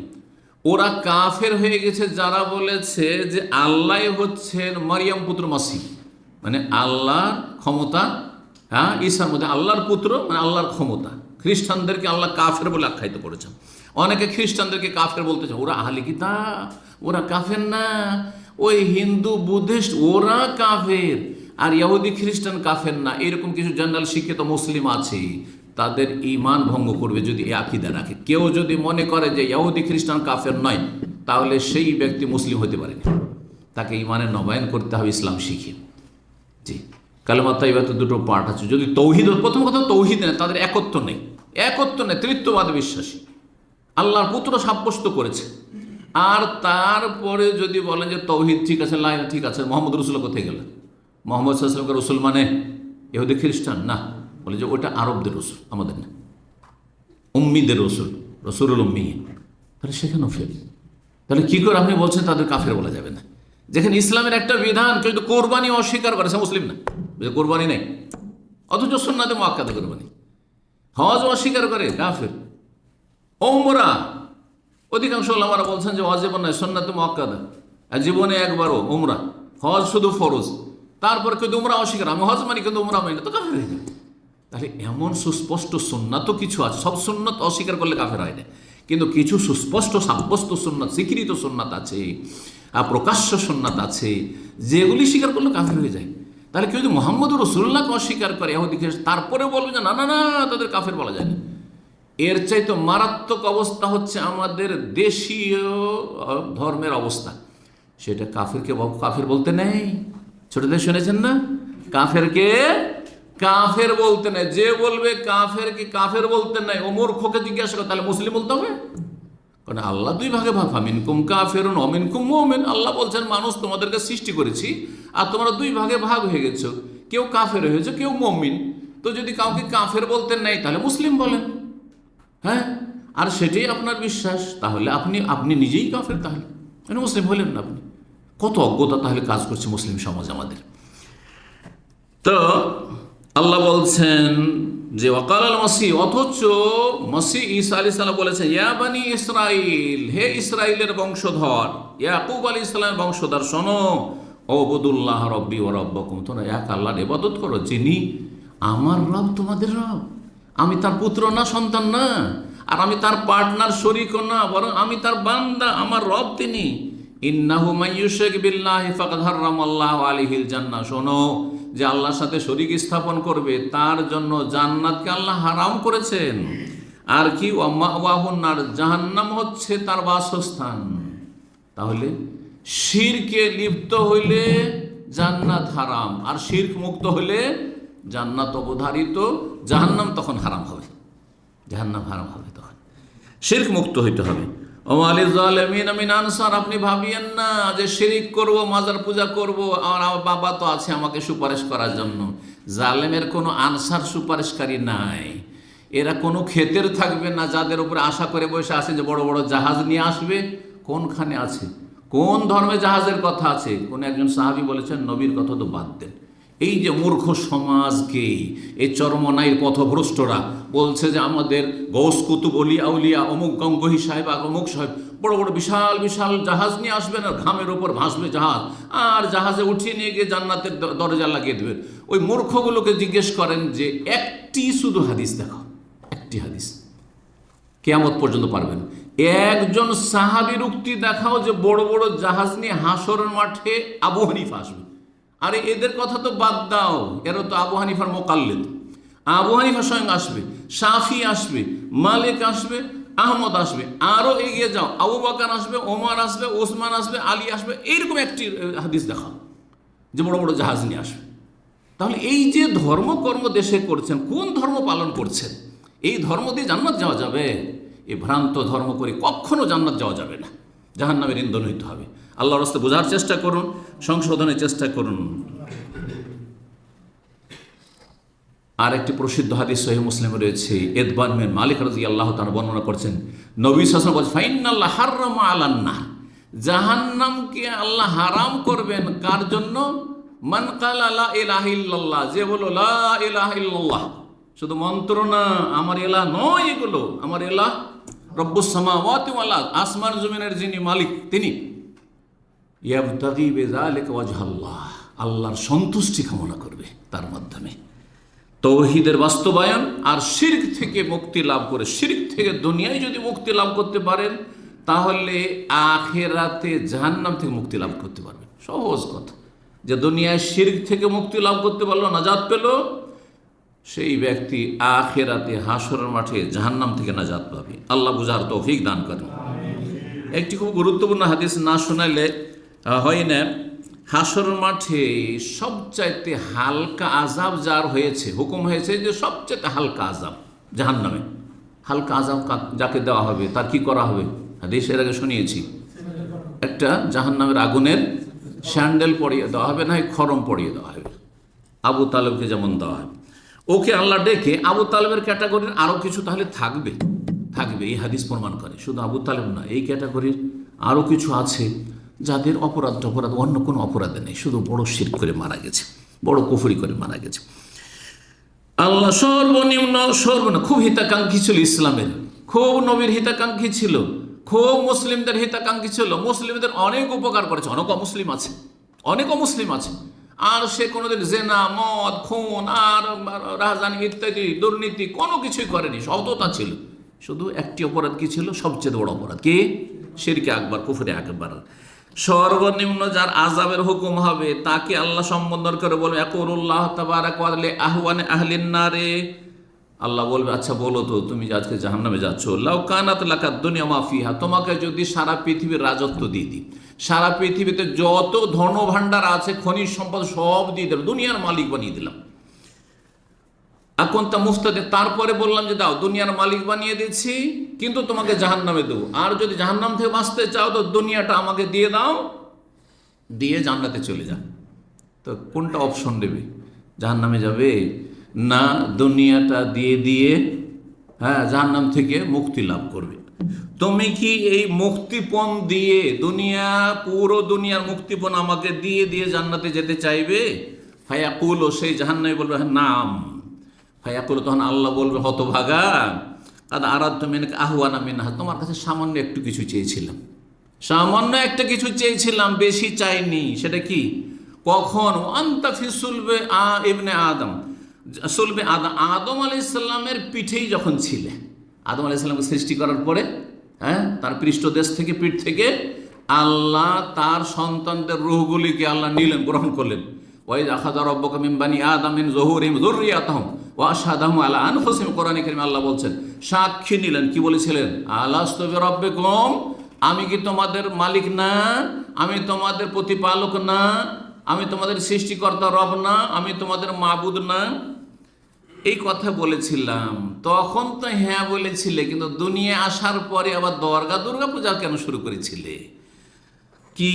কি শর্ত নিয়েছিলাম? যে আল্লাহ তুশরিকা ওয়ালা উদখিলুকান নার, যদি শিরক না করো তাহলে জাহান্নামে কখনো দেব না। ফা আবাইতা ইল্লা শিরক, দুনিয়া আসার পরে শিরিক করা শুরু করলে, দুনিয়া এসে শিরিক করলে। আরে শুধু বলেছিলাম শিরকটা করিও না, আমার প্রতি বিশ্বাসী হই। আল্লাহ তুমি আমার মালিক, আল্লাহ তোমাকে আমি বিশ্বাস করি, আল্লাহ তুমি আমার মাবুদ, আল্লাহ তুমি আমার সৃষ্টিকর্তা, আমার হায়াত মতের সব কিছুর মালিক তুমি দাতা, দুনিয়ার কেউ দিতে পারে না। এই কথাটাই শুধু চেয়েছিলাম। এই সামান্য কথা মানলেই তো হয়ে যেত। আজকে সারা পৃথিবীর সমস্ত কিছু দিয়ে তুমি নিজেকে রক্ষা করতে চাইছো, হবে না, আর সেখানে ফিরে যেতে পারবে না। 5 নম্বর উপায় জাহান্নাম থেকে বাঁচার, সেটা হচ্ছে তৌহিদ সম্পর্কে এবং তৌহিদ ভিত্তিক আমল সম্পর্কে জ্ঞান চর্চা করা, অর্থাৎ দ্বীন ইসলামের নির্ভেজাল জ্ঞান অর্জন করা। ওই ভেজালযুক্ত মাদ্রাসায় পড়লে হবে না, যেখানে সুফিজমকে বলা হয় রুহানিয়াত, তাজকিয়া নফস, আত্মার পরিশুদ্ধি, এর মাধ্যমে আল্লাহর সান্নিধ্য লাভ করেন। কোনো একটা পীরের তরবিয়ত নেবেন আপনি, তাহলে আল্লাহর সান্নিধ্য লাভ করবেন, আপনার রুহানি তরবিয়ত হবে। ওই সব মাদ্রাসায় পড়লে হবে না, আপনাকে কালাল্লাহ কালা রসুল পড়তে হবে। আল্লাহ কি বলেছেন ইসলাম সম্পর্কে, ইমান সম্পর্কে, তার রসুল সাল্লাল্লাহু আলাইহি ওয়াসাল্লাম কি বলেছেন, সাহাবায়ে কেরামদের জামানায় কোন ইসলাম ছিল, সেই ইসলামটা পড়তে হবে। তাহলে আপনাকেও মাদ্রাসা আপনার জন্য, শিক্ষাঙ্গন আপনার জন্য, আপনার ছেলে মেয়ের জন্য, আপনার পরিবারের জন্য আপনাকে বাছাই করতে হবে যে আমি কোন মাদ্রাসায় পড়াবো আর কোনখানে গিয়ে আমি ইসলাম চর্চা করব। এখানে সৌদি আরব এসেছেন, ইসলামিক সেন্টারে, তৌহিদের দেশে মদিনার ইসলামের শিক্ষা দেওয়া হচ্ছে, মক্কার ইসলামের শিক্ষা দেওয়া হচ্ছে, কোরআন সুন্নাহর ইসলামের শিক্ষা দেওয়া হচ্ছে। এই ইসলামের শিক্ষা বাদ দিয়ে এক শ্রেণীর হতভাগারা ঘরে ঘরে লুকিয়ে লুকিয়ে তাদের দলের সেখানে ইসলাম চর্চা করছে। একদল জঙ্গিবাদের ইসলামের চর্চা করছে, আর একদল চিল্লাবাদের ইসলামের, আরো আপনার সুফি পীর মুরিদের ইসলামের চর্চা করছে লুকিয়ে লুকিয়ে। কেন ভাই, কেন লুকিয়ে? আর ইসলাম পালন করলে লুকাবেন কেন? আমরা কেন লুকিয়ে বলি না? সারা পৃথিবীতে বলছি আর সাথে সাথে ছড়িয়ে যাচ্ছে। আল্লাহ ছাড়া কারো ভয় নেই কেন? তার মানে ভেজাল আছে। এই ভেজালযুক্ত ইসলাম চর্চা করলে জান্নাত পাওয়া যাবে, জাহান্নাম থেকে রক্ষা পাওয়া যাবে না। যদি জাহান্নাম থেকে বাঁচতে হয়, ইলমুত তৌহিদ, তৌহিদের জ্ঞান অর্জন করতে হবে এবং সহি আমলের জ্ঞান অর্জন করতে হবে। সহি শুদ্ধ সালাত শিখতে হবে। নামাজ বেদাত দিয়ে শুরু করবেন, বেদাত দিয়ে শেষ করবেন, আর নামাজ পড়ার পরে লম্বা মোনাজাত ধরবেন, আর নামাজ পড়ার পরে কপালে হাত দেবেন, আর নামাজের শুরুতে আপনি ইক্তাদাত বিহাজাল ইমাম পড়বেন, নামাজের শুরুতে আপনি নামাইতো পড়বেন, আর আপনি এইরকম বহু বিদাত করতে হবে। রোজা শুরু করে নামাইতানা সমা গাদান বলে এইসব বিধাত করতে থাকবেন। এদিকে মিলাদ করবেন, এদিকে কিয়াম করবেন, এই মরার খাবার করবেন, ভোজ করবেন, আর চল্লিশা করবেন, আর তারপরে আপনার কৌতর ও তাবিজ তোমার করতে থাকবেন। এইসব করলে পাওয়া যাবে না। আপনাকে সহি দিন শিখতে হবে, তাহলে জান্নাতে যেতে পারবেন এবং জাহান্নাম থেকে মুক্তি লাভ করতে পারবেন। সূরা মুহাম্মদের আয়াত 19 আল্লাহ বলছেন, ফাআলাম, জ্ঞান অর্জন করো। ফাআলাম মানে জানো, জ্ঞান অর্জন করো। কি? যে জ্ঞান অর্জন করতে, আন্নাহু লা ইলাহা ইল্লাল্লাহ, আল্লাহ ছাড়া কোনো সত্য মাবুদ নেই। লা ইলাহা ইল্লাল্লাহ কালিমা এই আয়াতে পুরো রয়েছে। অন্য আয়াতে লা ইলাহা ইল্লাহু, এখানে লা ইলাহা ইল্লাল্লাহ। ফাআলাম, আগে জ্ঞান অর্জন করো, তৌহিদের জ্ঞান অর্জন করো। লা ইলাহা ইল্লাল্লাহর জ্ঞান অর্জন করো মানে লা ইলাহা ইল্লাল্লাহ দাবি কি? লা ইলাহা ইল্লাল্লাহ দাবি এই নয় যে আল্লাহ তুমি মাবুদ, তবে তুমি ওলি আউলিয়াকে অসাধারণ ক্ষমতা দিয়ে রেখেছো, তারা মরেও মরে না দিতে পারে। না না না না না। হ্যাঁ, হে আল্লাহ তুমি মাবুদ, আর তোমার ইসলাম একমাত্র মুহাম্মদ সাল্লাল্লাহু আলাইহি ওয়াসাল্লামের উপরে নাযিল করেছো, তার কাছ থেকে আমি শিখব। হ্যাঁ, তার কোরআন হাদিস ছেড়ে যাওয়া যে ইসলাম, সেই ইসলাম থেকে শিখব। তার সাহাবাই কেরামদের যে ইমানি ইসলামী তরবিয়ত দিয়েছেন, সেই ইসলাম নেব। সাহাবাই কেরামদের জামানার ইসলাম নেব, 1400 বছর আগে। আজকালকার মানুষের তৈরি করা ইসলাম নেব, যেটা এখান থেকে যেতে যেতে রাস্তায় ভেজাল ঢুকেছে, আর এখান থেকে ইরাক, ইরাক থেকে ইরান, ইরান থেকে আফগানিস্তান ও পাকিস্তান করতে করতে ভারত বাংলাদেশ যেতে যেতে এই ইসলামের 12টা বেজে গেছে। সেই ইসলাম নিলে হবে না, খাঁটি ইসলাম, মদিনার ইসলাম তলাশ করতে হবে। আল্লাহ তৌফিক দান করুন। 6 নম্বর জাহান্নাম থেকে মুক্তি লাভের উপায় হচ্ছে ফরজ অজেবের সুরক্ষা করা, হেফাজত করা। ফরজে কোনো রকমের যেন ঘাটতি না হয়। দৈনিক ফরজ, ভোরে যখন ঘুম ভেঙেছে, ঘুমিয়ে গেলে আর কোনো ফরজ নেই, ঘুমিয়ে গেলে আর কোনো ফরজ নেই, সব মাফ। রফিউল কালামান সালাস, সুবহানাল্লাহ, 8 ঘন্টা ঘুমিয়ে আছেন।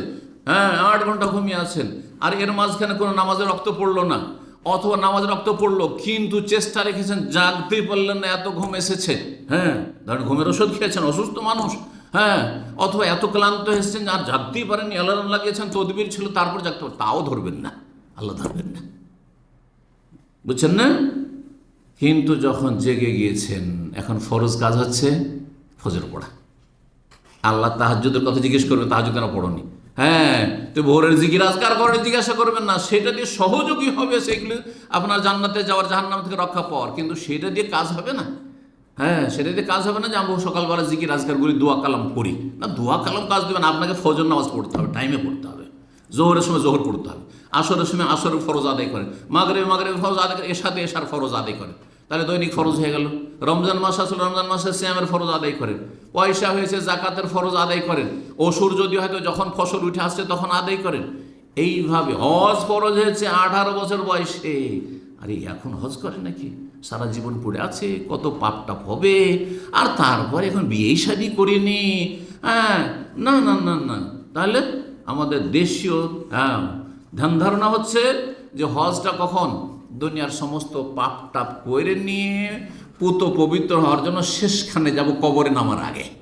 কবরে নামার আগে হজে যাব, আর তার আগে সব সেরে যেতে হবে। চাকরি থাকলে রিটায়ার হইতে হবে, যদি ছেলে মেয়ে থাকে সবগুলি বিয়ে শাদী দিতে হবে। মেয়ের বিয়ে হয়নি, কত লোককে আমাদের দেশে বলেছি যে চলেন হজটা করেন, এখন তো মেয়েরই বিয়ে পড়ে আছে, একটা ফরজ আদায় করবো তারপর যাবো, এইটাই নাকি ফরজ। মূর্খ, কথা বুঝতে পেরেছেন? দিন সম্পর্কে সঠিক জ্ঞান নেই, কোথা থেকে জান্নাতে যাবে? যে জ্ঞান নেই তখন ভুল করছে। 60 বছর 70 বছর বয়সে আসছে আর চলতে পারে না, কোঁ করছে, আর সব ঠিক করে আদায়ও করতে পারে না, আর ভুলেরও শেষ নেই, দেমাগ কাজ করে না, কারণ সে বেকার হয়ে গেছে, সত্য, আর অসার হয়ে গেছে। যখন সার ছিল তখন আসেনি। না না, অবশ্যই গুনাহগার। ফরজ অজবে কোনো রকমের ঘাটতি করা যাবে না। আর কাবিরা গুনাহ থেকে পুরোপুরি বাঁচতে হবে, নেগেটিভ পজিটিভ। কাবিরা গুনাহ থেকে বাঁচতে হবে যেটি 70-এর অধিক রয়েছে। আর ফরজ অজেবগুলি আদায় করতে হবে। ফরজ অজেব শুধু এই পাঁচটা ফরজ, শুধু মহিলাদের পর্দা ফরজ নয়। এখন মহিলা ধরেন মাথা ঢাকে না, হ্যাঁ, মহিলা চেহারা ঢাকে না, চেহারাতে না একটু ইখতলাফ আছে, মাথায় কোনো ইখতলাফ আছে? হানফি, শাফি, মালিকি, হাম্বলি সবাই বলছে যে মাথা ঢাকা ফরজ। এখন সৌদি আরব আসলে মাথা ঢাকা কেন? ওরে বাপরে বাপ, কালো বোরখা দিয়ে এমন ঢেকে নিল যে সৌদি আরবের মহিলারাও ফেল হইত। কিন্তু যেমনই দেশে গিয়ে নামলো তখন সব খুলে দিলাম, সব খুলে দিলাম। আর ইউরোপ আমেরিকা যেতে বললে তো বলতে হবে না, তখন খুলে স্কার্ট পরে নিলাম। কথা বুঝতে পেরেছেন কি অবস্থা? তাহলে জান্নাত পাওয়া যাবে না, জাহান্নাম থেকে বাঁচতে পারবেন না।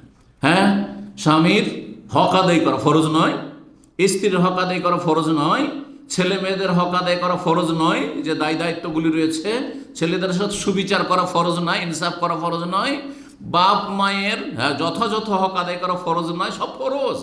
তাহলে আপনি 5টা ফরজ আদায় করলেন, আর শত শত আরও ফরজ আছে সেগুলি আদায় করছেন। আপনাকে জানতে হবে কোনটা আমার ফরজ। বাপ মায়ের ক্ষেত্রে কতটুকু আমার ফরজ, ছেলে মেয়ের ক্ষেত্রে কতটুকু আমার ফরজ, আর তারপর স্ত্রীর ক্ষেত্রে কতটুকু আমার ফরজ আর বাকিটা নফল, স্বামীর ক্ষেত্রে কতটা ফরজ আর বাকিটা নফল, এসব জানতে হবে। তাহলে হ্যাঁ, সবগুলিকে ফরজ বানিয়ে দিলে হবে না, আর সবগুলিকে নফল বানিয়ে দিলে হবে না। ধরেন অনেক মহিলারা আছে পাকশাকও করবেন না, ডিউটি থেকে আসবে দুজন মিলে পাক করবো। জানেন না, আজকাল খুব শুরু হয়েছে। হ্যাঁ, অনেক মহিলা গর্ব করে বলে, শুনতে পায়, হায়া হয়ে শুনতে পায়, যে যখন আসে অফিস থেকে তখন একসাথে দুজন পাক করি। আরে ভাই, পাক করা তোমার উপর ফরজ, তোমার উপর ফরজ, তুমি মহিলা, তোমার উপর ফরজ। আর এই যে খাবারগুলো, এই তরি তরকারি আর এই চাউলটা এনে দেওয়া তোমার স্বামীর উপরে ফরজ। হ্যাঁ, সে যদি বলে যে ঠিক আছে, রোজি রোজগার অর্ধেকটা আমি দেবো খরচ, বাড়ির সংসারে অর্ধেকটা তুমি দিবে, তখন কি করবে? বাপের বাড়িতে নিয়ে আসবে, তোমার পাক করা ফরজ।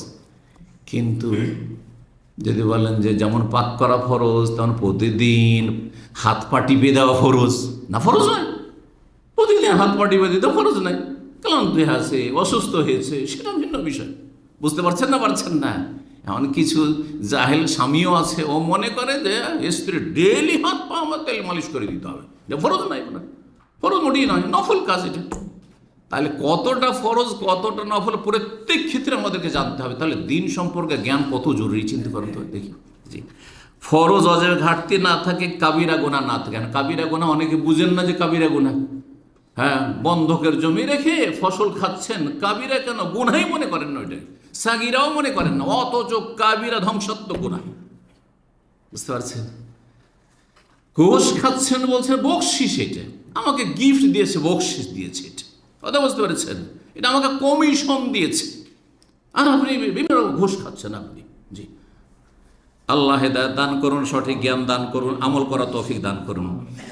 আল্লাহ রাব্বুল আলামিন সূরা ফুরকানের আয়াত নম্বর 68 থেকে 70 বলেছে, ওয়াল্লাযীনা লা ইয়াদউনা মা আল্লাহি ইলাহান আখার, যারা জাহান্নাম থেকে বাঁচবে, রহমানের বান্দা, আর যারা জান্নাতি হবে, তাদের প্রথম বৈশিষ্ট্য তারা শিরিক করে না, আল্লাহর সাথে অন্য কাউকে ডাকে না। ওয়ালা ইয়াকতুলুনা আন-নাফসাল্লাতী হারামাল্লাহু ইল্লা বিল হক, আর কাউকে খুন করে না, নিজেকেও খুন করে না, আত্মহত্যা করে না, আর কাউকে খুন করে না, কোনো খুনের সাথে জড়িত না, জীবনে কোনো খুনের সাথে জড়িত হবেন না। সবচেয়ে বড় অপরাধ শিরক কুফরির ওপর পরে, শিরক কুফরি নাস্তিকতার পরে সবচেয়ে বড় অপরাধ হচ্ছে মানুষকে খুন করা, যে কোনো মানুষকে হোক না কেন। ওয়ালা ইয়াজনুন, জেনার কাছেও যায় না। আজকাল হ্যাঁ, হিন্দুদের ধ্যান ধারণা সতীত্ব শুধু স্ত্রীর ক্ষেত্রে খোঁজেন, আর আপনার সততা কোথায় গেছে, আপনার সচ্চরিত্রতা কোথায় গিয়েছে? হ্যাঁ, আপনি যেখানে সেখানে আপনি আড্ডা দিয়ে বাড়িয়েছেন, লম্পটি করেছেন, আর আপনি চান পাক পবিত্র স্ত্রী, সতী সাধ্বী, কোথা থেকে হবে? না, এটা হইলে হবে না, উভয় পক্ষ থেকে। আল খাবিসাতু লিল খাবিসিন, খবিস যদি আপনি হয়ে যান তাহলে আপনার ভাগ্যে সেটাই জোটা উচিত, যে খবিস খারাপ মহিলা জোটা উচিত। আর যদি আপনি পাক পবিত্র হন তাহলে আপনার জন্য পাক পবিত্র মহিলা রয়েছে। আল্লাহ যেন তৌফিক দান করেন। তো কথা হচ্ছে যে কাবিরা গুনাহগুলি থেকে বাঁচতে হবে। নবী সাল্লাল্লাহু আলাইহি ওয়াসাল্লামের হাদিস সহিহ মুসলিমে রয়েছে, আসসালাওয়াতুল খামস, 5 ওয়াক্ত নামাজ পড়তে হবে। অল জুমাতু ইলা জুমা, জুমা পড়তে হবে। রমাদান ইলা রমজান, রমজান মাসে সিয়াম পালন করতে হবে। মুকাফফিরাতুল লিমা বাইন, এর মাঝের গুনাহগুলি তাহলে কি হয়ে যাবে? মোচন হয়ে যাবে। এজাজ তুনিবাল কাবায়ের, শর্ত হচ্ছে কাবিরা থেকে বাঁচতে হবে। কিন্তু এদের 5 ওয়াক্ত নামাজও পড়লেন, আর রমজান মাসে রোজাও রাখলেন, জুমাও পড়লেন, আর যদি বেঈমানি করেন, হ্যাঁ আত্মসাৎ করেন, মানুষের হক নষ্ট করে দেশে চলে গেলেন, পরোয়াই করলেন না আপনি, যখন সুযোগ ছিল, পকেটে পয়সা ছিল, আচ্ছা দেওয়া যাবে, আচ্ছা দেওয়া যাবে, আর তারপরে এমন সময় হয়তো চিন্তা করছেন যে এখন দিয়ে দেবো, তখন আর পয়সা নেই, ভাবছেন এখন তো আর নেই, চলবে, এত সহজ মনে করছেন? না না, মোটেই সহজ মনে করিয়েন না। আল্লাহর সঠিক বুঝ দান করুন। আল্লাহ রাব্বুল সূরা আন-নাজমের আয়াত 32 বলছেন, আল্লাযীনা ইয়াজতানিবুনা কাবায়রাল ইসমে, জান্নাতি ওরা, জাহান্নাম থেকে বাঁচতে পারবে ওরা যারা কাবিরা গুনাহ থেকে বেঁচে থাকে। স্পষ্ট আয়াত, আল্লাযীনা ইয়াজতানিবুনা কাবায়রাল ইসমে, যারা কাবিরা গুনাহ থেকে বেঁচে থাকে। ওয়াল ফাওয়াহিশ, আর অশ্লীল কথা কাজ থেকে বেঁচে থাকে, নোংরামি থেকে বেঁচে থাকে। অশ্লীলতা মানে জেনা, ব্যভিচার। অশ্লীলতা মানে সমকামিতা। অশ্লীলতা মানে উলঙ্গ হওয়া, অর্ধ উলঙ্গ হওয়া, যেই অঙ্গগুলি শরীরে ঢাকতে বলা হয়েছে সেগুলি খুলে রাখা, রান খুলে রাস্তাঘাটে চলাফেরা করা, আর ন্যাংটা হয়ে চলাফেরা করা, মহিলাদের পিঠ খুলে চলাফেরা করা, মহিলাদের মাথা চুল খুলে চলাফেরা করা, মহিলাদের আপনার হাঁটু পর্যন্ত খোলা রাখা, ইত্যাদি ইত্যাদি, সব মহিলাদের শাড়ি পরে চলাফেরা, বাইরে চলাফেরা করা, এগুলো হচ্ছে ফাওয়াহিশ।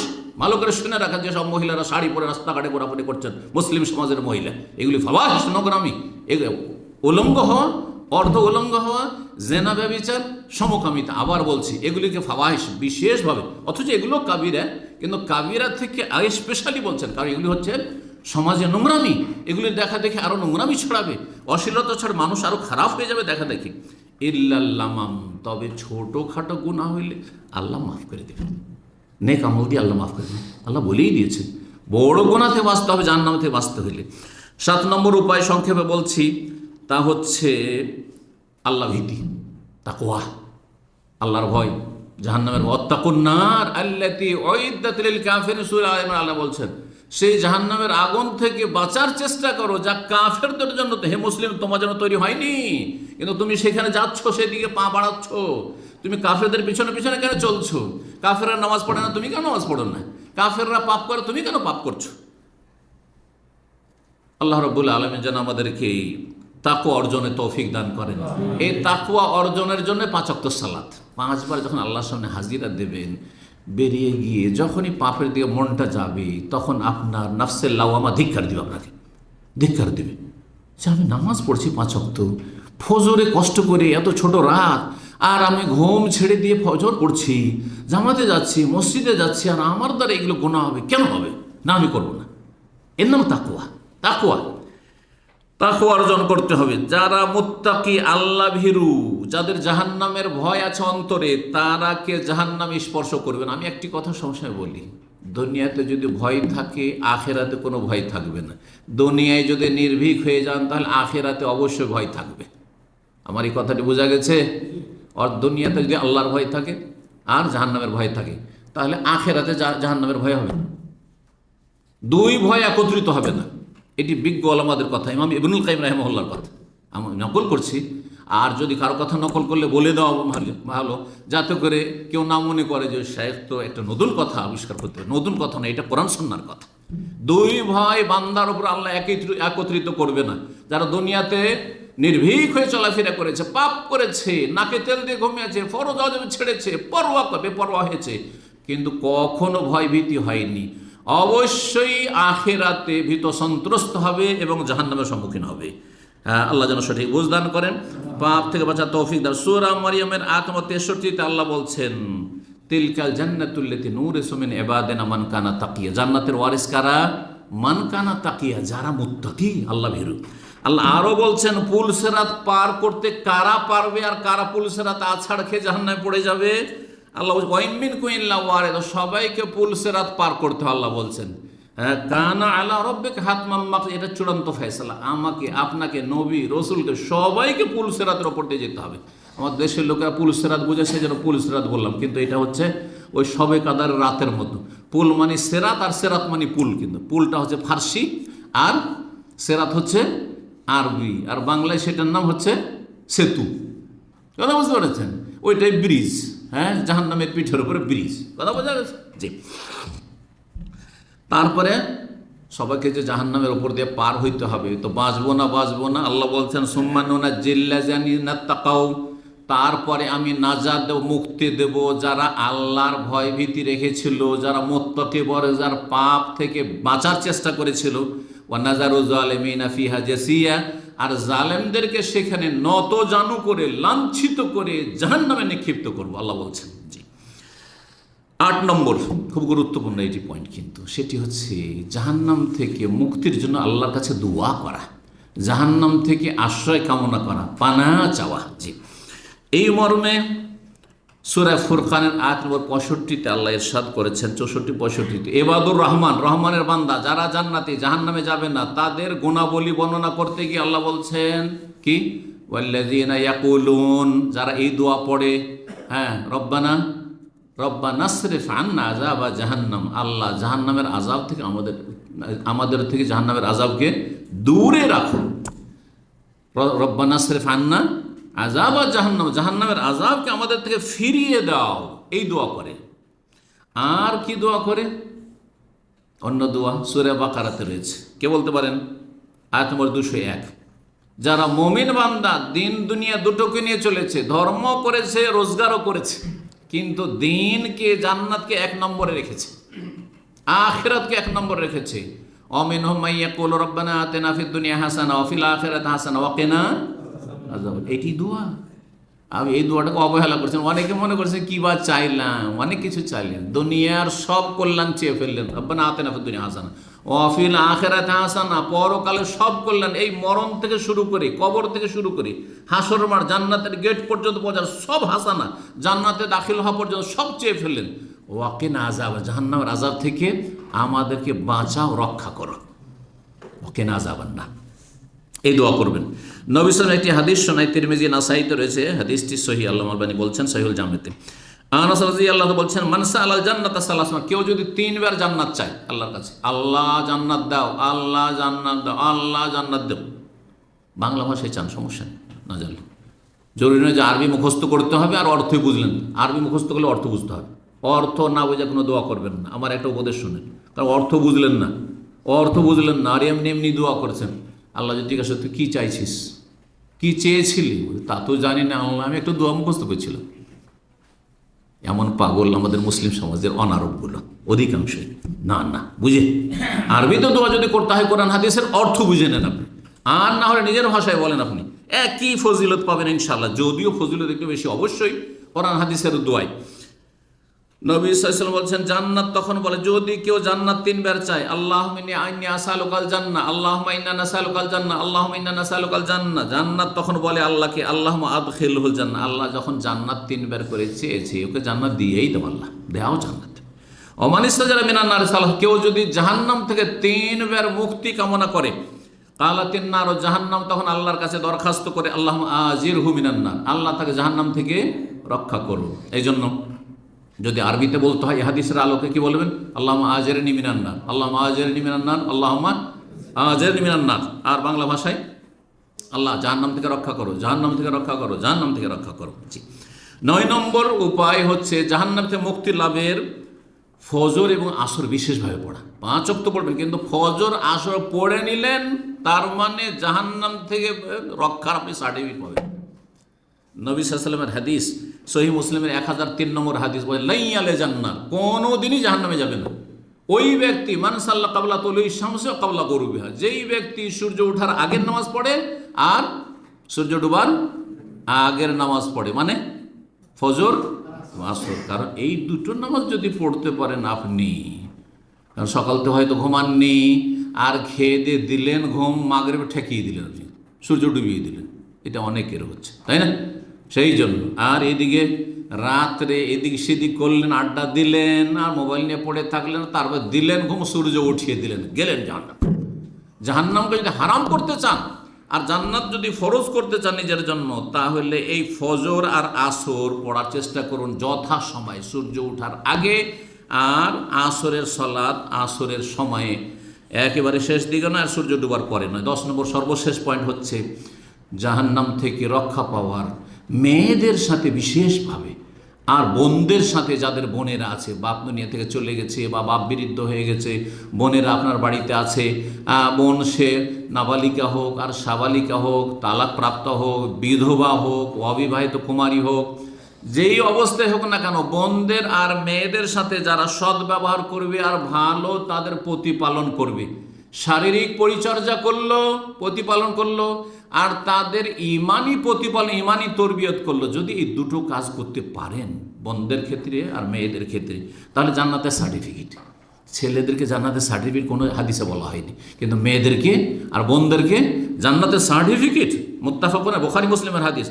নবী সাল্লাল্লাহু আলাইহি ওয়াসাল্লাম বলেছেন, মান উবতুলিয়া মিন হাযিহিল বানাতে, আল্লাহ যদি এই মেয়েদেরকে দিয়ে কাউকে পরীক্ষায় ফেলেন, তাহলে ফাহসানা ইলাইহি, তারপরে তাদের সাথে সদাচরণ করলো, ভালো ব্যবহার করে, দুর্ব্যবহার করলে হবে না, বোনদের মারধর করলে হবে না, আর কথার দ্বারা কষ্ট দিলে হবে না, মেয়েদেরকে খারাপ দৃষ্টিতে দেখলে হবে না, ছেলেটা আমার আমার লক্ষ্মী, আমাদের দেশীয় কথা লক্ষ্মী বলা শিরক, কারণ লক্ষ্মী হচ্ছে হিন্দুদের দেবী, ছেলেটা আমার ভবিষ্যতে কিছু করবে সংসারের, মেয়ে কি করবে এ তো বোঝা, কখন যে বোঝা নামাইতে পারবো, এই ধ্যান ধারণা থাকলে কিন্তু হবে না। জি, আল্লাহ নিয়ামত দিয়েছেন, আপনি জানেন না যে কোন নিয়ামতে বরকত আছে, হতে পারে এই দুর্বল অসহায় মেয়েটার ওসিলাতে আল্লাহ আপনাকে রিজিক দিচ্ছে, হাদিসও রয়েছে, দুর্বলদের ওসিলাই তোমাদেরকে রিজিক দাও, ইন্নামা তুনসারুনা তুরজাকুনা বিদুআফাইকুম। সুতরাং তাদেরকে ছোট নজরে, একই নজরে দেখতে হবে। আপনি জন্ম দিয়েছেন ছেলেকেও, মেয়েকে জন্ম দিয়েছেন, কেন দুই নজরে দেখছেন? ছেলে হয়েছে খুশির শেষ নাই, আর মিষ্টি বিতরণের শেষ নাই, আর আকিকা করছেন কত উদ্যমের সাথে, আর মেয়ের বেলা চেহারাটা যেন মলিন হয়ে যাচ্ছে, এটা তো আপনার মক্কার কাফেরদের বদচরিত্র এটি। আল্লাহ যেন বোঝার তৌফিক দান করেন। অনেক স্ত্রীর জুলুম অত্যাচার করে যে তুই এত মেয়ে জন্মাচ্ছিস কেন? আমি বলি যে বীজ তো তোমার কাছে, জমি তো তার, জমি কি করবে? মালদহ আর রাজশাহীর জমি যদি হয়, আর যদি সেখানে গুটি আম, যদি টক আম লাগান, তো ফজলি আমের আশা করবেন নাকি? তো আপনার মূর্খ, তাহলে ফজলি আম লাগিয়ে ফজলি আমের আশা করতে, আপনার ক্ষমতা থাকে তো লাগান আপনি ফজলি আম, ক্ষমতা থাকলে আপনি দেন, বীজ দেন, ছেলে সন্তানের বীজ দেন, আর তারপরে আপনি ছেলে সন্তান নেন। কিন্তু কি বলবো, বহু ঘটনা এরকম আমাদের কাছে আসে, 3 দিন ধরে স্ত্রীর সাথে কথা বলে না, অভিযোগ আসছে, সেই পরিবার থেকে অভিযোগ আসছে, আমার স্বামী আমার সাথে কথাই বলে না, কেন পরপর 3টা মেয়ে কেন হইল? তার অপরাধ? আপনি অপরাধী, আপনি অপরাধী, আল্লাহ হেদায়েত দান করুন। বরং আপনি কুফরি আকীদাতে আছেন, আপনার এই চরিত্র এই অবস্থায় গেলে কুফরি আকীদা নিয়ে যাবেন আপনি, আল্লাহর তকদির, নির্ধারিত তকদির অসন্তুষ্ট, তকদিরের প্রতি আপনার ঈমান নষ্ট আপনার। সুতরাং তকদিরের উপর ঈমান নষ্ট হইলে আপনি মুসলিম না, এটা ছোট বিষয় নয়। আল্লাহ যা তকদিরে ফয়সালা করবেন তাতে সন্তুষ্টি প্রকাশ করতে হবে। আলহামদুলিল্লাহ, আল্লাহ যেটা দিয়েছো সেটাতে আমার নিয়ামত, যেটা দিয়েছো, যে অবস্থায় রেখেছো সেই অবস্থায় আমি তোমার শুকরিয়া আদায় করছি। নবী সাল্লাল্লাহু বলছেন, যদি তাদের সাথে ভালো আচরণ করে, মেয়েদের সাথে আর বোনদের সাথে, অন্য হাদিসে বোনের কথাও রয়েছে, কুন্নাল্লাহু সিতরাম মিনান্নার, এই মেয়েগুলি, এই বোনগুলি জাহান্নামের সামনে গিয়ে আড় হয়ে যায়, যে আমার ভাইকে, আমার বাবাকে, আমার মাকে আমি জাহান্নামে যেতে দেবো না। আল্লাহু আকবার। জি, সুতরাং যাদের মেয়ে আছে বলুন আলহামদুলিল্লাহ, আলহামদুলিল্লাহ। আল্লাহর আবার সবচেয়ে শ্রেষ্ঠ মানুষকে, এই উম্মতের সবচেয়ে শ্রেষ্ঠ মানুষ রাসূলুল্লাহ সাল্লাল্লাহু আলাইহি ওয়াসাল্লাম, তার জন্য আল্লাহ নির্বাচন করেছেন ছেলে সন্তান না মেয়ে সন্তান? মেয়ে সন্তানকে বাঁচিয়ে রেখেছেন, ছেলে সন্তানকে বাঁচিয়ে রাখেননি। আপনি তো ভাগ্যবান। নবীর সুন্নত মানে মিষ্টি মিষ্টি সুন্নত নেবেন, যে নবীর সুন্নত ছিল হালুয়া খাওয়া, মিষ্টি খাওয়া, আর নবীর সুন্নত ছিল লাউ খাওয়া, এগুলো সুন্নত নেবেন আপনি। আর নবীর সুন্নত ছিল যে আল্লাহ নবীকে মেয়ে দিয়েছেন, ওইটা নিতে আপনার ভালো লাগছে না। আল্লাহ সঠিক বুঝ দান করতে, তাহলে মেয়েতে বেশি বরকত আছে। সেই জন্য আল্লাহ মেয়েগুলোকে আল্লাহ বাঁচিয়ে রেখেছেন, নবী সাল্লাল্লাহু আলাইহি ওয়াসাল্লামের ছেলেকে রাখেননি। জি, তাতে বহু হিকমত আছে যা আল্লাহ রাব্বুল আলামিন ভালো জানেন। এখানে আজকের আলোচনা শেষ করছি। ওয়া জাযাকুমুল্লাহু খাইরান। আল্লাহ আপনাদেরকে কবুল করুন, আল্লাহ আপনাদেরকে জান্নাতি হিসাবে কবুল করুন, জাহান্নামের আযাব থেকে রক্ষা করুন। রব্বানা আতিনা ফিদ দুনিয়া হাসানা ওয়া ফিল আখিরাতি হাসানা ওয়া কিনা আযাবান নার। ওয়া সাল্লাল্লাহু সাল্লাম নবিয়িনা মুহাম্মদ ওয়া আলা আলিহি ওয়া সাহবিহি আজমাইন।